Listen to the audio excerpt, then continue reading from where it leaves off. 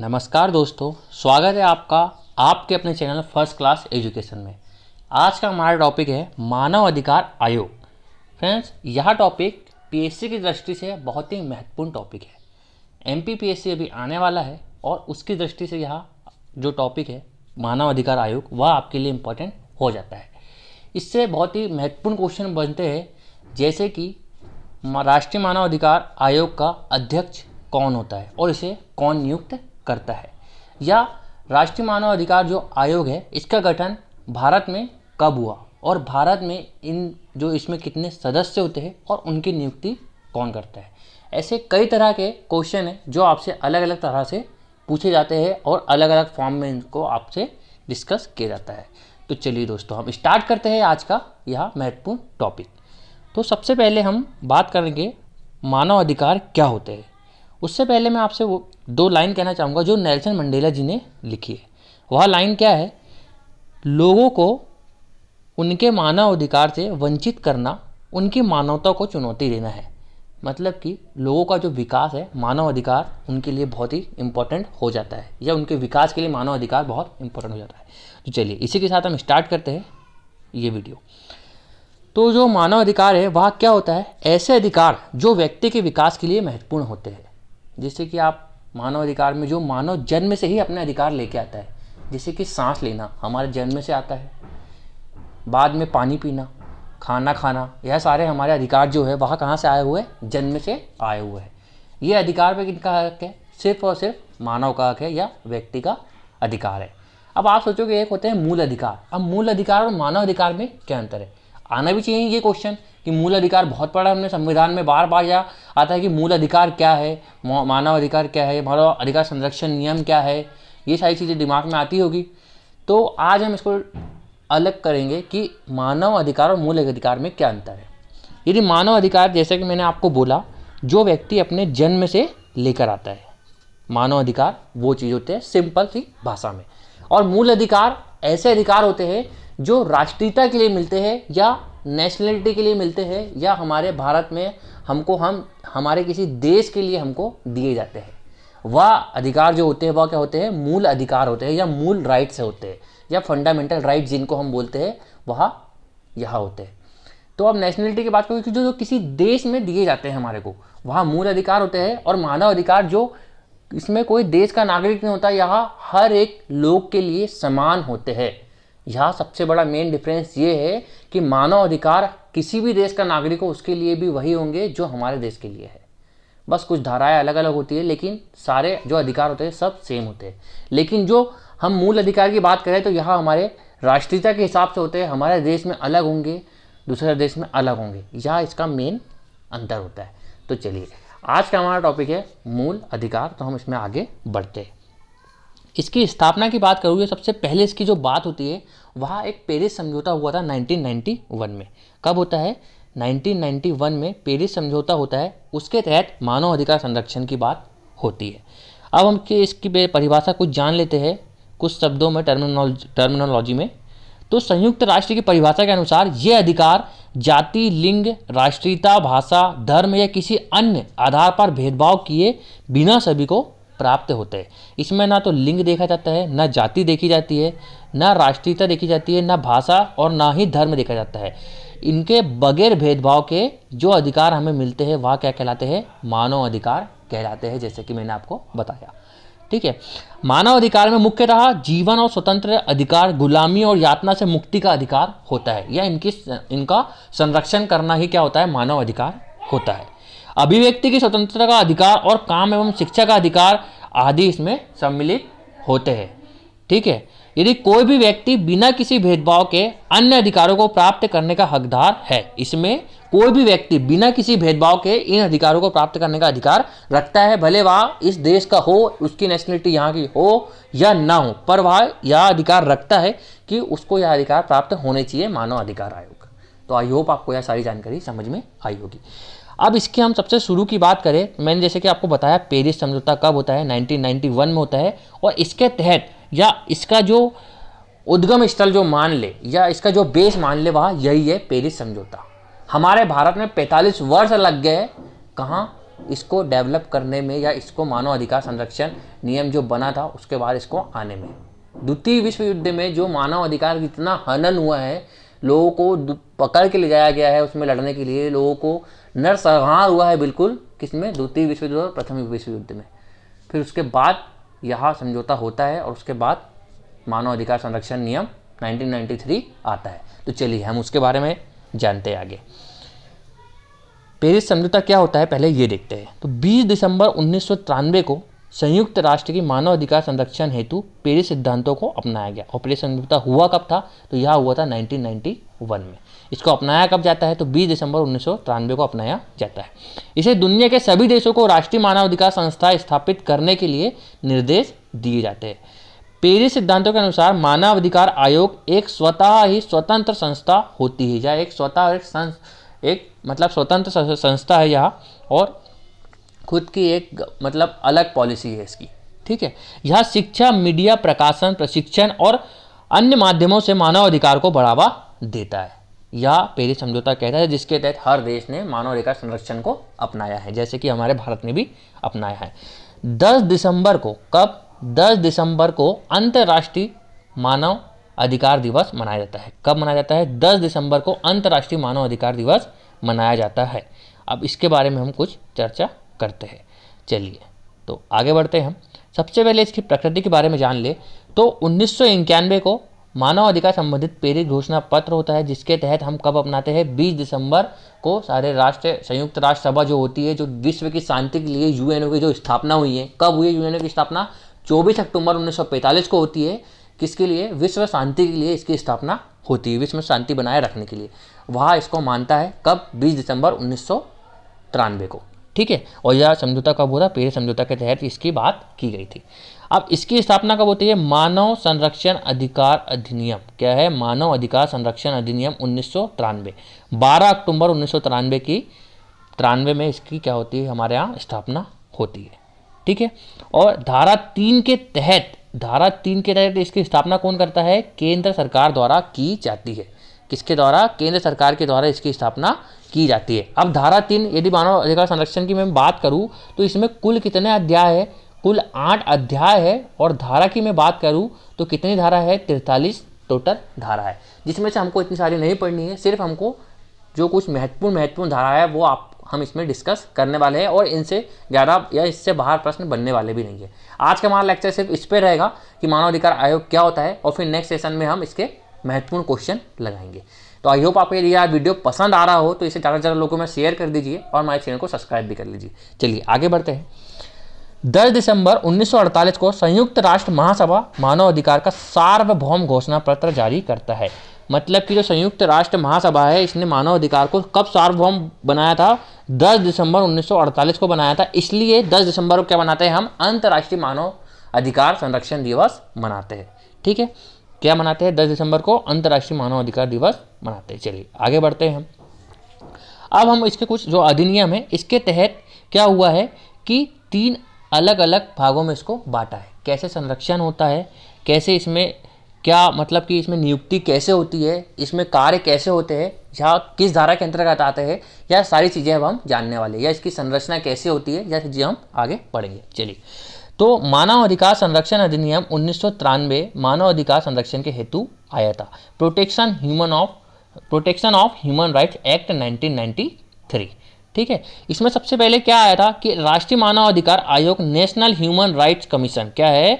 National human rights commission NHRC, अध्याय 2 में बताया गया है इसके, और धारा 3 से लेकर 11 तक के इसका बारे में डिस्कस किया गया है। अब 3 से लेकर 11 तक के क्या है हम आगे इसमें देखेंगे। दूसरा है राज्य मानव अधिकार आयोग। जैसे कि जो राष्ट्र का जो मानव अधिकार है वह कौन बनाता है? इसको केंद्र स्थापित करता है। कौन को स्थापित करता है? इसको केंद्र स्थापित करता है। और राज्य में कौन करता है? राज्यपाल करते हैं, या राज्य द्वारा इसको किया जाता है। केंद्र में राज्य करते हैं और राज्य में राज्यपाल करते हैं और केंद्र में राष्ट्रपति करते हैं।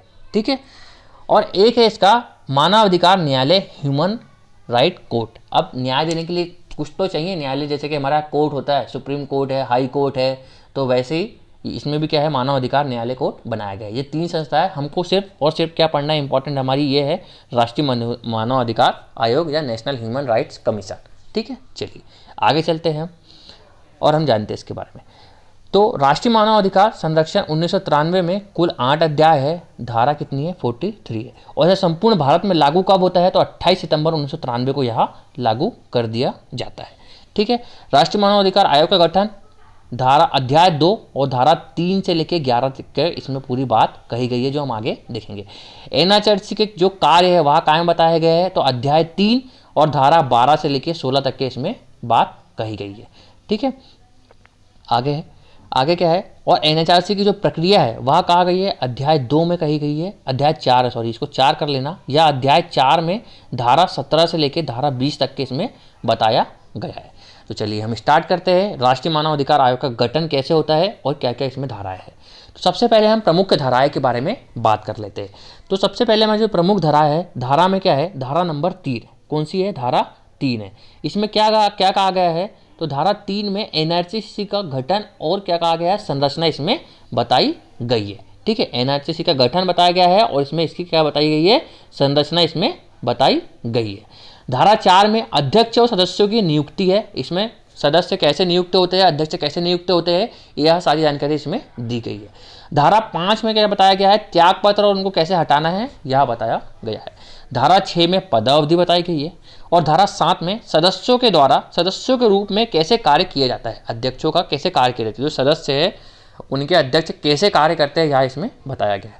धारा 8 सेवा एवं शर्तें है और उनके पेंशन भत्ते ये सारी चीज़ें आती है, और धारा 9 में रिक्तियाँ एवं कार्यवाही कैसे की जाती है यह बताया गया है।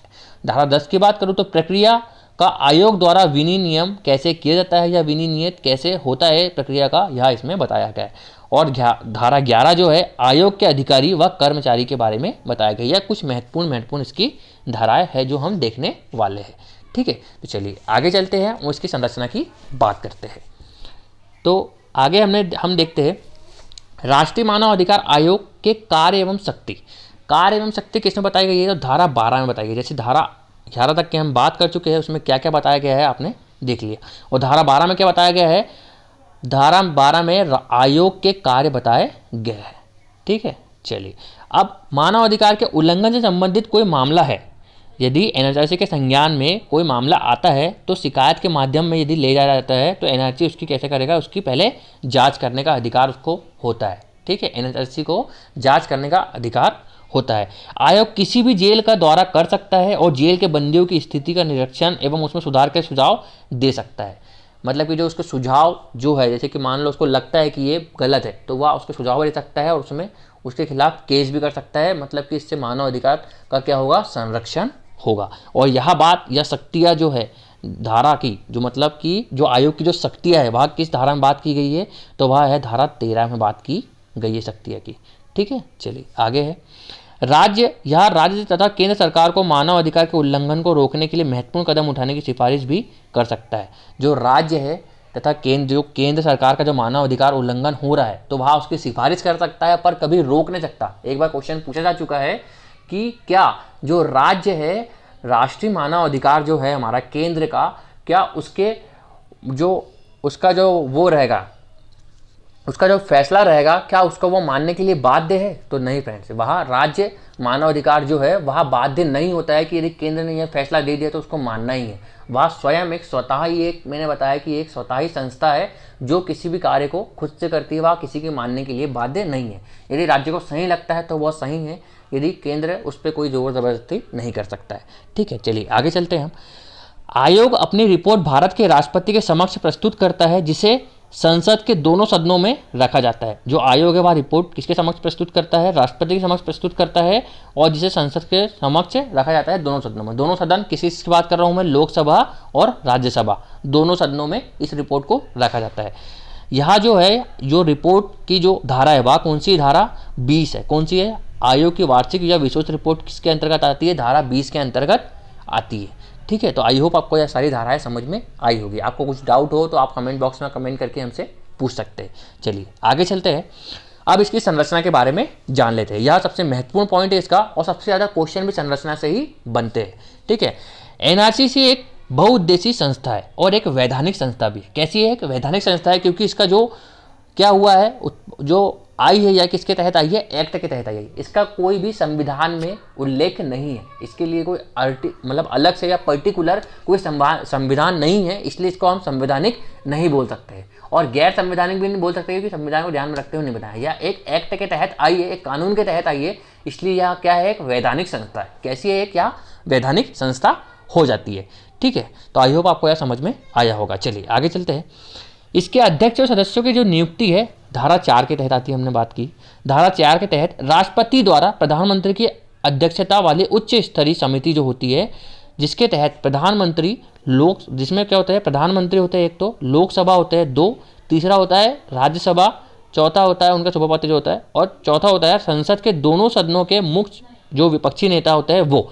तो एक प्रधानमंत्री, 2 लोकसभा, 3 यहाँ और 2 यहाँ, 5 और एक होता है केंद्रीय गृह मंत्री। मतलब कि टोटल कितने सदस्य होते हैं इसमें, 6 सदस्य होते हैं। किनको, इनकी समिति के अध्यक्ष को मिलाकर इसमें कितने सदस्य होते हैं, 6 सदस्य होते हैं। और इनकी नियुक्ति कौन करता है, वह राष्ट्रपति करता है। फ्रेंड्स, यह क्वेश्चन एक बार पूछा जा चुका है कि केंद्र सरकार जो राष्ट्रीय मानव अधिकार आयोग होता है उसका अध्यक्ष कौन होता है।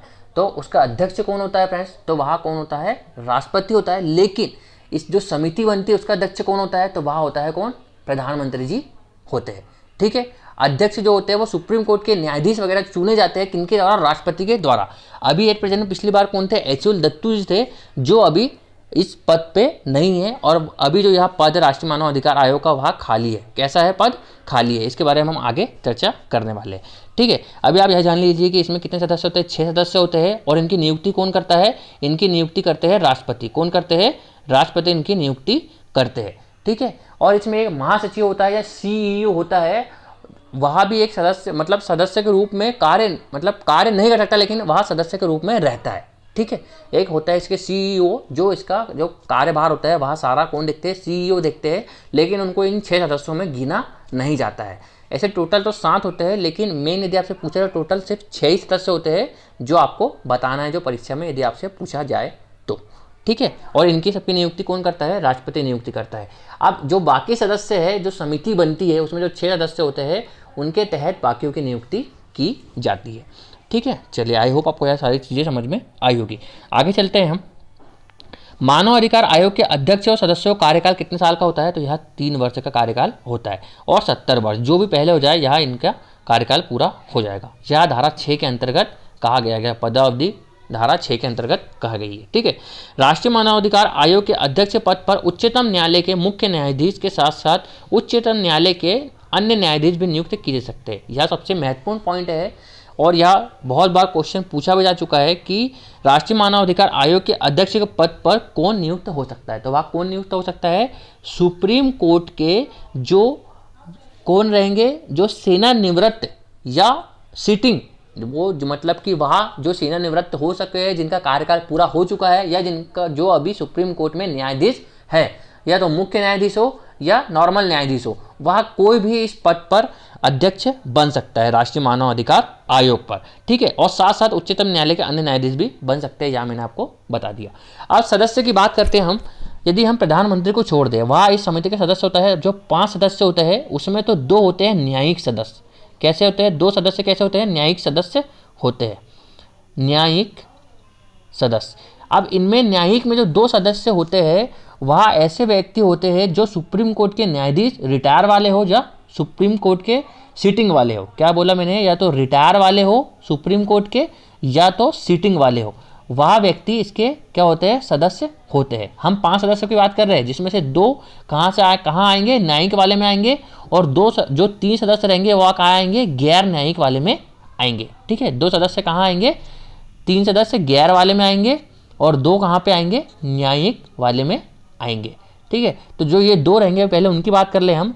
तो एक तो वो सदस्य रहेगा इसमें से जो सुप्रीम कोर्ट का सीटिंग वाला हो या सेवानिवृत्त वाला हो, और दूसरा जो सदस्य रहेगा वो कैसा रहेगा, हाई कोर्ट का चीफ जस्टिस बनेगा। कौन बनेगा, हाई कोर्ट का जो चीफ जस्टिस होता है या तो सीटिंग वाला हो या तो रिटायरमेंट वाला हो, वहाँ ये सदस्य बनेंगे 2 न्यायिक सदस्य। अब ये 3 सदस्य की बात कर ले तो ये 3 सदस्य कोई भी हो सकते हैं जिनको मानव अधिकार आयोग के बारे में ज्ञान हो, जैसे कि किसी NGO का हो, कोई IAS अधिकारी हो या कोई नेता हो या हमारे कोई वेलफेयर एनजीओ वाले हो, या ऐसा कोई भी व्यक्ति बन सकता है इसमें जिसको मानव अधिकार आयोग के बारे में जानकारी हो। पर 2019 का जो संशोधन हुआ है उसके तहत क्या कहा गया है कि इसमें एक महिला का होना अनिवार्य है। किसका? एक महिला का होना इसमें अनिवार्य हो गया है, यहाँ कहा गया है। ठीक है, इन 3 सदस्य में से 2 तो कौन रहेंगे? मेल रहेंगे, और एक क्या रहेगी? इसमें एक महिला होने वाली है। ठीक है, तो आई होप आपको सारी चीज़ें समझ में आई होगी। आपको समझ में नहीं आता है फ्रेंड्स, एक बार और सुन लीजिएगा, आपको समझ में आ जाएगा। ठीक है, चलिए आगे चलते हैं हम। और अब हम बात करते हैं मानव अधिकार संरक्षण संशोधन या विधेयक जो 2019 में आया है उसके तहत क्या हुआ है। ठीक है, इसके बारे में बात करता हूं मैं। तो संशोधन के तहत भारत के मुख्य न्यायाधीश के अतिरिक्त किसी ऐसे व्यक्ति को भी आयोग के अध्यक्ष नियुक्त किया जा सकता है जो उच्चतम न्यायालय का न्यायाधीश रहा हो। हमने पहले बात कर ली, यह 2019 में क्या हुआ है? संशोधन होकर यह नियम आया है। अब राज्य आयोग के सदस्यों की संख्या बढ़ाकर 2 से 3 की जाएगी, जिसमें एक महिला सदस्य भी होगी। राज्य मतलब कि अभी हमने बताया ना, जो गैर न्यायिक सदस्य होंगे, राज्य बोलो या केंद्र बोलो, उसमें क्या होगा? जो 3 सदस्य होंगे उसमें से एक क्या होगी? महिला होने वाली है। मानव अधिकार आयोग में राष्ट्रीय पिछड़ा वर्ग आयोग के अध्यक्ष, राष्ट्रीय बाल अधिकार संरक्षण आयोग के अध्यक्ष, दिव्यांग संबंधी मुख्य आयुक्त को भी सदस्य सम्मिलित किया जा सकता है। पहले उच्चतम न्यायालय और हाईकोर्ट न्यायालय के ही सदस्य इसमें सदस्य बन सकते थे, पर अब क्या हुआ इस संशोधन के तहत?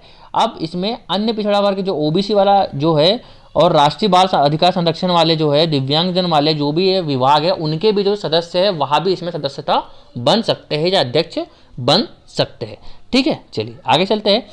राष्ट्रीय और राज्य मानवाधिकार आयोग के अध्यक्षों और सदस्यों के कार्यकाल की अवधि जो होती है 5 वर्ष से कम और 3 वर्ष कर दी गई है। जो मतलब जो 5 वर्ष जो अवधि थी उससे को कम करके कितने कर दिया गया है? 3 वर्ष कर दिया गया है। वे पुनः नियुक्त के पात्र होंगे, मतलब कि जो एक बार सदस्य रह चुका है वह वापस से सदस्य बन सकता है। पहले ऐसा प्रावधान नहीं था, जो एक बार सदस्य रह चुका है वह सेवानिवृत्त हो जाते थे, पर अब ऐसा नहीं है। अब जो सदस्य पहले से है उनकी मतलब कि कार्यकाल सीधा सीधा बढ़ा भी सकते हैं। तो आई होप आपको सही जानकारी समझ में आई होगी। ठीक है, चलिए अब हम इनके अध्यक्ष के बारे में बात करते हैं कि सबसे पहले अध्यक्ष कौन रहे थे।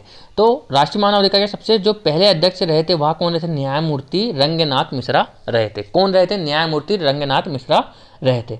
और अभी लास्ट में कौन थे? हमारे न्यायमूर्ति HL दत्तू थे, जो 2016 से 2020 तक के इनका कार्यकाल था। अब अभी यहाँ पर जो वर्तमान में बनाया गया है कौन है? अरुण कुमार जस्टिस जी के नाम की जो बात चल रही है, अभी कंफर्म नहीं हो पाया है कि यह बने हैं कि नहीं बने हैं, लेकिन जस्टिस अरुण कुमार मिश्रा की बारे में बात चल रही है। ठीक है, अन्य सदस्य कुछ बने जो महत्वपूर्ण जो अन्य सदस्य जो है अभी इसमें, वह कौन है? न्यायमूर्ति प्रफुल्ल चंद्र पंत जी भी है, एक ज्योतिबा कालेरा जी है, और डॉक्टर ज्ञानेश्वर मनोहर मुले जी भी इसके सदस्य है। सेम फ्रेंड्स, जो राज्य मानव अधिकार आयोग होता है उसमें भी सेम होता है। जैसे इसमें राष्ट्रपति नियुक्ति करता है, वहाँ पर कौन करता है? राज्यपाल इसमें नियुक्ति करता है। किसमें? राज्य में। ठीक है, तो आई होप आपको सारी जानकारी समझ में आएगी। अब हम नेक्स्ट वीडियो में हम राज्य मानव अधिकार के आयोग के बारे में कुछ डिस्कशन कर लेंगे और इनके महत्वपूर्ण क्वेश्चन के बारे में हम डिस्कस करेंगे। तो आपको वीडियो पसंद आता है तो इसे ज़्यादा से ज़्यादा लोगों में शेयर कीजिए और हमारे चैनल को सब्सक्राइब कीजिए। Thank you so much friends.